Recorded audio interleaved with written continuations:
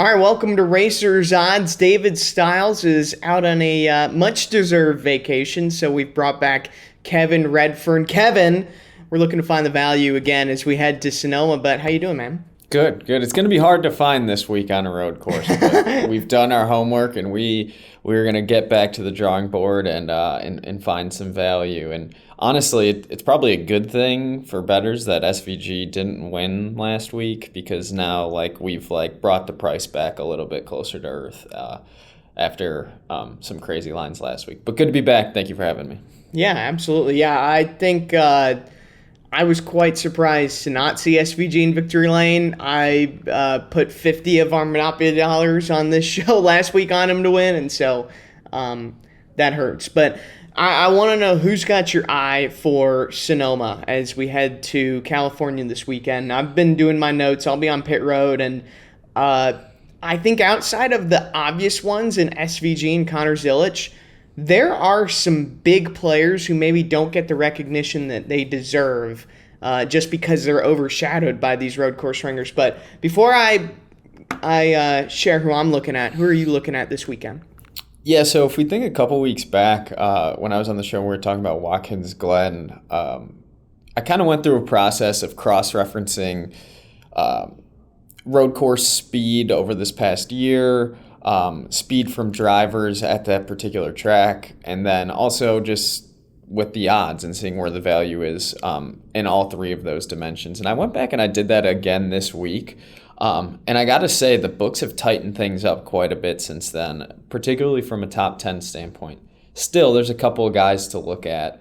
Both AJ Allmendinger and Chris Buescher on DraftKings are minus 105, so that's about as close to even as you can get from two guys who have just been fantastic on road courses. I think AJ Allmendinger is one of maybe one or two guys who finished in the top 10 on all three road courses this year. He is. Chris Him Buescher and hasn't McDowell. hit that mark.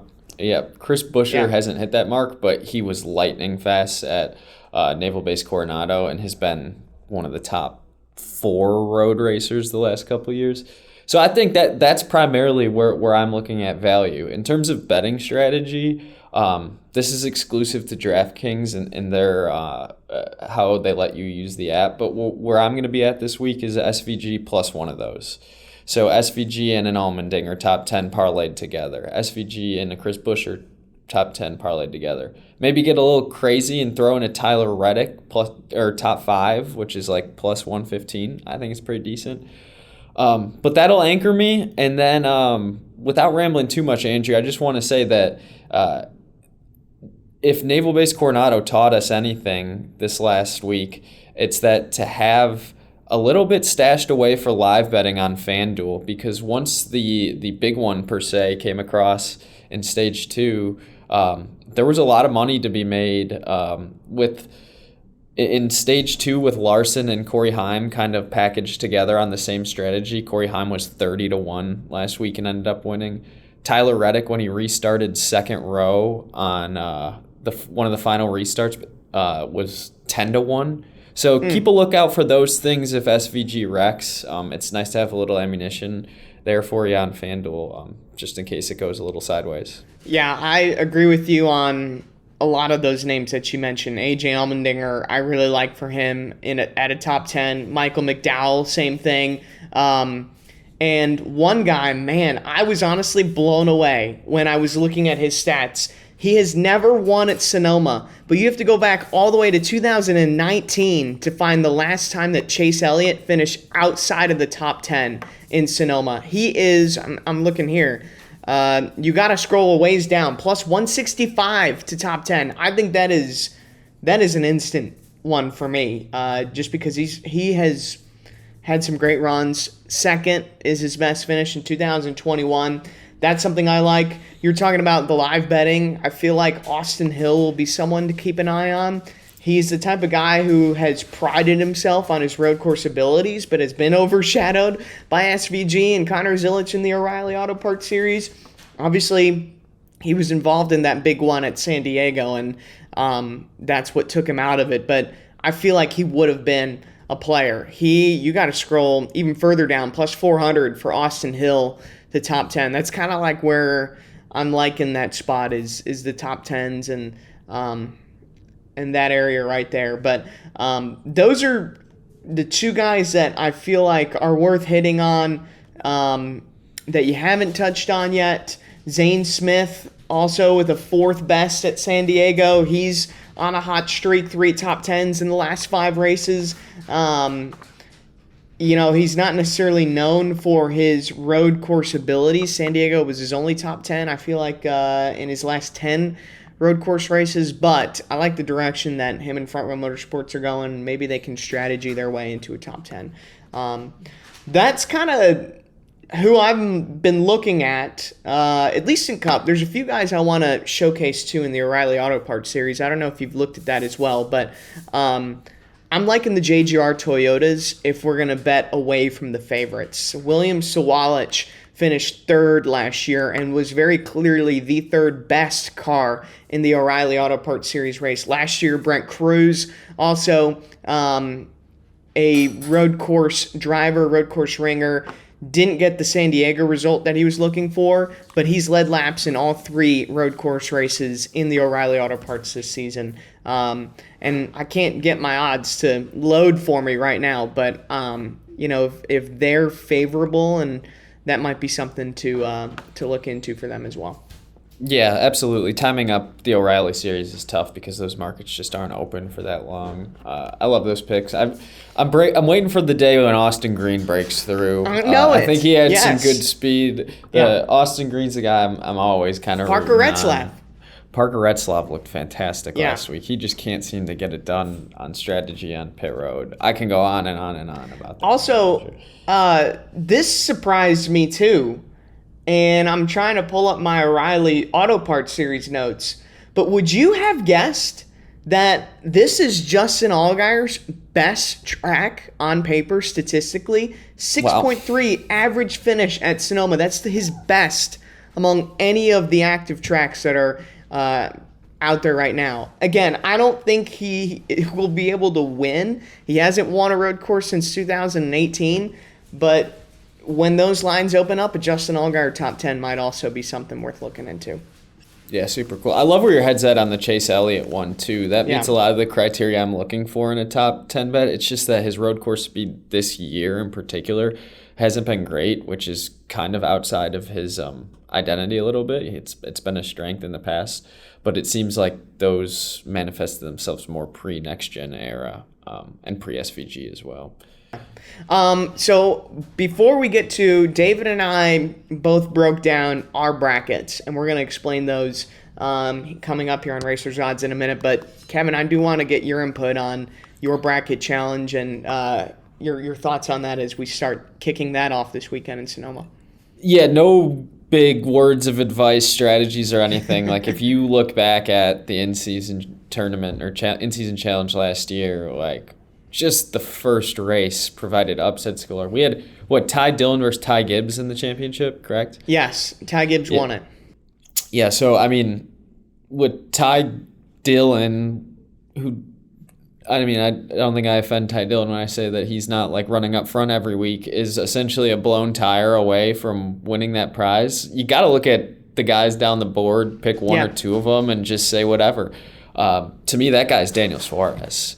If you look at the bracket, guys who are running well, guys who have run well at in-season challenge tracks, Daniel Suarez at 40-1 seems about as competitive of a pick you can get with an immense payout. So Daniel Suarez is going to be the guy I'm riding with for the in-season tournament, and I recommend finding one of those guys and just, having fun with it. Kev, I like where your head's at. He's won at 2 of the racetracks that we go to. And the first 2, a quarterfinals run for Daniel Suarez is definitely something in the cards. Anyways, let's get to what me and David had to say about this bracket challenge. I know we've both filled one out. I'm interested to see who Andrew has as his bracket champion, and if you want to play along with us, we'll start a little league and you can join in. We'll put that information down in the description and we'll share that with all of you that watch the podcast and listen to it here on YouTube and on Spotify and on Apple Podcasts. So play along with us. We'll have some fun and we'll see who can get close to winning that $1 million. David, let's let's just do rapid fire round 1 matchups. I'm going to hit you with all my drivers that make it to round 2 to go to Chicagoland. So, Reddick beats Bowman, Keselowski beats Cindric, Suarez beats Gilliland, Smith beats Hocevar, Briscoe beats Allmendinger. That's kind of a up in the air one when it comes to Sonoma, but Briscoe has had some really dang good runs at Sonoma. Ty Gibbs beats Austin Dillon. Michael McDowell beats Bubba Wallace. Poor Bubba Wallace is faced up against one of the best road course racers at the road course race, which is the first round. Chase Elliott beats Noah Gragson. Denny Hamlin loses to Ty Dillon. Eric Jones beats Joey Logano. Buescher beats Nemechek. Chastain beats Bell. Byron beats Stenhouse. Larson beats Herbst. SVG beats poor Ryan Preece. And Ryan Blaney beats Josh Berry. That's my round number 1. Well, we don't differ that much, but I have Bowman over Reddick, and then I'm taking Cindric over Keselowski, and then I also have Suarez over Gilliland, Zane Smith over Carson Hocevar. I'm taking Allmendinger over Briscoe, Ty Gibbs over Austin Dillon, and you're right, poor Bubba Wallace, he gets matched up with Michael McDowell, it's just not fair. Michael McDowell and then Chase Elliott on the left side of the bracket. Right side of the bracket, I'm going to run with Denny Hamlin. I think he'll finish better than Ty Dillon. I know that Denny's not good at the road courses, but I think he can finish better than Ty Dillon. I also have Eric Jones over Logano, Buescher over John Hunter Nemechek, Bell over Chastain, Byron over Stenhouse Jr., Larson defeats Riley Herbst. Shane Van Gisbergen, that's a lock over poor Ryan Preece. And then Blaney over Berry. So we don't vary that much in our first round other than I'm picking Bowman over Reddick. So that's bold. Bowman finished 19th last year at Sonoma versus Reddick finished 6th. Where does that pick come from? I don't know. I just have a feeling about it, and I think Reddick is going to try to do all he can to get the most points that he can, and he may run into trouble. And Shane Van Gisbergen is still out there, so it could be a situation where he gets mixed up in something. I think Bowman just needs some points, and they need something to go right this season. So maybe just winning in the bracket challenge in the first round could be a feather in their hat, so to say. But yeah, Dave, that's just what I'm feeling. Just intuition. I mean, it's a bracket. Who's to say anything is going to go right? And we're picking so far out in advance. I mean, you don't really know, but that's the point of doing this. It's kind of like the March Madness of NASCAR. Why don't you give me your final 4 and tell me how you got there? Okay, so my final 4, Suarez and Elliott and Bell and Blaney. We have one driver that is the same. We both have Chase Elliott. Yep. So who do you have Reddick beating out Suarez, and then it'll be Reddick and Elliott, and then I'm guessing you have Buescher. No? I have Zane Smith beating both Suarez and Reddick to make it to the final 4. Oh, wow. That's now that. Hey, you're giving me gruff over. Because I've got Zane Smith over Daniel Suarez at Chicago round 2. Zane Smith has been freaking good at the 1.5 miles as of late. Then you go to Echo Park Speedway, where he has also put together really great runs. I think you just bank on chaos happening, and Zane Smith will be the defending winner of Tyler Reddick to make it to the round of 4 at North Wilkesboro. He loses to Chase Elliott, though. Yeah. All right, but let's go to the other side of the bracket. Because I've got 2 other interesting drivers on my other side of the bracket. Okay, so I can't even guess because that blew me away right there. Just the Zane Smith side of the bracket coming out of that. I don't even know who your other 2 drivers will be. All right, my other drivers, Eric Jones, who has beat Logano in the first round. He beats Ty Dillon at Chicagoland. He beats Chris Buescher at Echo Park Speedway to make it to North Wilkesboro. And I actually have him beating this other driver. I have Shane Van Gisbergen going to the final 4. I like SVG, it. I have him beating gets the Blaney metric. at Chicagoland. If he can run in the top 10 and finish in the top 10 at mile and a halves, I think if he can get a good qualifying day and good starting spot, there is a path for SVG to beat Ryan Blaney at Chicagoland. Then you go to Echo Park Speedway. I have Larson versus SVG. SVG finished 6th at Echo Park Speedway earlier this year versus Larson. He wrecked out. It's kind of notoriously known that he doesn't race well on the super speedway types of tracks. I have him beating Kyle Larson at Echo Park Speedway, and that's how I have him getting to the championship 4. Jones beats out SVG, so I have Chase Elliott, Eric Jones, my final at Indianapolis. Oh, man. With Chase Elliott taking home the $1 million. That's wild. I could see that happening. Like I can see it in my mind's eye. Like especially he wins Sonoma, because if he does well at Naval Base Coronado, he'll be good in the metric. He's good at Sonoma, so he's already into round 2. But a lot has to happen for all of these guys. Yeah. But my 3 bold picks are Zane Smith, Eric Jones, SVG. I'll make deep runs in this thing. I mean, I feel like Bowman over Reddick is a big push, but then when you get to Echo Park, like Suarez is just so good at these, super speedway races. And so I think Daniel ends up beating Alex Bowman, and that's how he gets to the Final 4. And Chase Elliott's just super consistent everywhere we go. He'll be matched up with Ty Gibbs at Echo Park in that, round 3 bout, but that's the hometown boy for Echo Park, and so I think Elliott comes out of that. That's how I got on that side. My thinking on the other side is, Van Gisbergen at Chicagoland. I think Blaney's just super consistent, but I could see something happening and Blaney falling back, and like what you said happens and Shane Van Gisbergen beats him.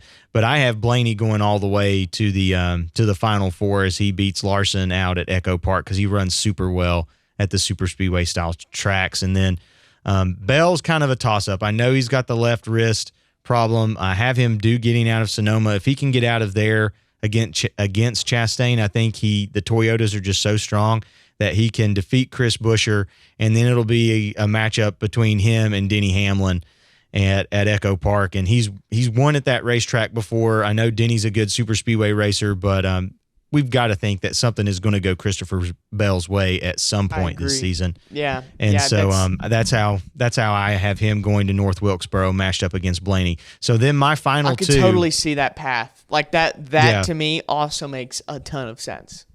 Yeah. So then, my final 2, I have Elliott over Suarez because I think he'll run better at North Wilkesboro. Wow. And then we have Bell the over same Blaney. Winner. Oh, no, we don't. No, we don't have the same winner. Then Bell over Blaney at North Wilkesboro. So it'll be Chase Elliott versus Christopher Bell, and I'll put it on C-Bell because he's in the Toyota at Indy. So that's how he gets there. That's my bracket. I don't know how much of that will be correct at the end of this, but I've done this like 3 times now, and I keep coming up with this result. So that's just what I feel. Wow. All right. Well, we're gonna have to see how this all ends up checking out, because that's very interesting. So that's what David and I had to say about our brackets. Kev, you saw that segment as well. I've got Zane Smith, Eric Jones, Chase Elliott, SVG, my championship 4, and I'm ready to ride with them. Now, for transparency's sake, we did record that last week. That was before Bubba ran second at San Diego. I'm still going to pick McDowell over Bubba, but that was definitely something I had to think about. But those are going to be the guys that I'm rooting for. I feel really solid about, just like you, the reasons you had for Suarez.